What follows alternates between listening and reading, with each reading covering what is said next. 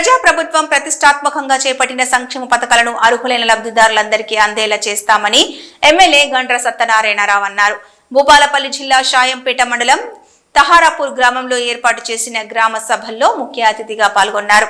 అనంతరం ఎమ్మెల్యే మాట్లాడుతూ కొత్తగా ప్రారంభించబోయే 4 పథకాలు ఓ అద్భుతమని, ఈ కార్యక్రమం చరిత్రలో నిలిచిపోతుందని ఎమ్మెల్యే అన్నారు.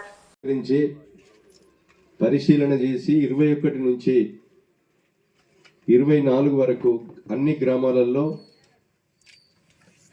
రేషన్ కార్డ్స్, అదేవిధంగా ఇందిరమ్మ ఆత్మీయ భరోసా,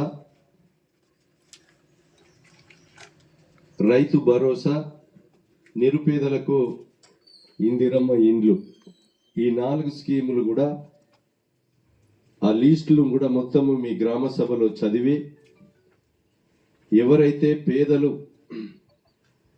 ఉన్నారో ఈ చదివిన లిస్టులో లేకపోయినా పేదలందరూ బతుకు తెరువు కొరకు వలస వెళ్ళినా వాళ్ళు దరఖాస్తు పెట్టుకోవడానికి వీలు లేకపోతే ఈరోజు దరఖాస్తు ఇచ్చుకొని వాళ్ళని గ్రామ సభలో ఇందిరమ్మ ఇండ్లు కానీ రేషన్ కార్డులు కానీ నెలకు 1000 రూపాయల చొప్పున 12,000 రూపాయలు ఆత్మీయ ఇందిరమ్మ భరోసా కానీ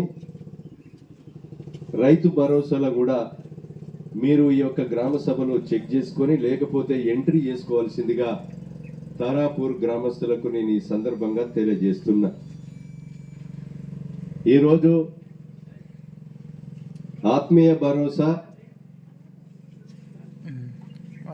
అంటే మనం ఎన్నికల ముందు భూమి లేని నిరుపేదలకు ఏదైతే జాబ్ కార్డు ఉండి 100 రోజుల పనికి పోయి రైతు భరోసాల లిస్ట్ లేని పేదవాళ్ళందరికీ నెలకు 1000 రూపాయల చొప్పున సంవత్సరానికి 12,000 ఈ నెలలోనే మీరు ఈ లిస్టులు ఫైనల్ అయిపోయినాక జమ చేయడం జరుగుతుందని మీకు ఈ సందర్భంగా నేను తెలియజేస్తున్నా. అనుకున్నా రైతు భరోసా లిస్టు ఈ 4 లిస్టు చదువుతారు. 4 లిస్టులలో అర్హుల లిస్టు ఇంకెవరైనా తప్పిపోయినా మీరు దరఖాస్తు చేసుకోండి.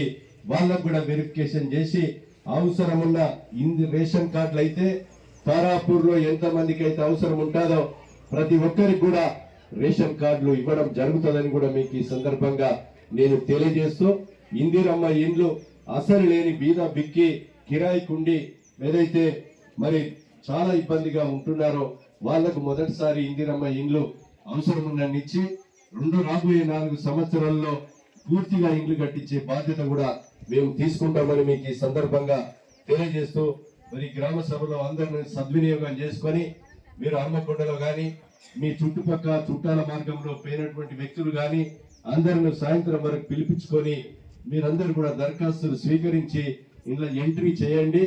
ఒకవేళ సాయంత్రం వరకు మిస్ అయినా మీరు రేపు అయినా కూడా గ్రామ సభలు ఎక్కడైతే నడుస్తున్నాయో ఇక్కడ ఉన్నటువంటి అధికారి ఆమెకి రేపైనా దరఖాస్తులు ఇవ్వండి. ప్రభుత్వము స్పష్టంగా నియమ నిబంధనలు పెట్టింది.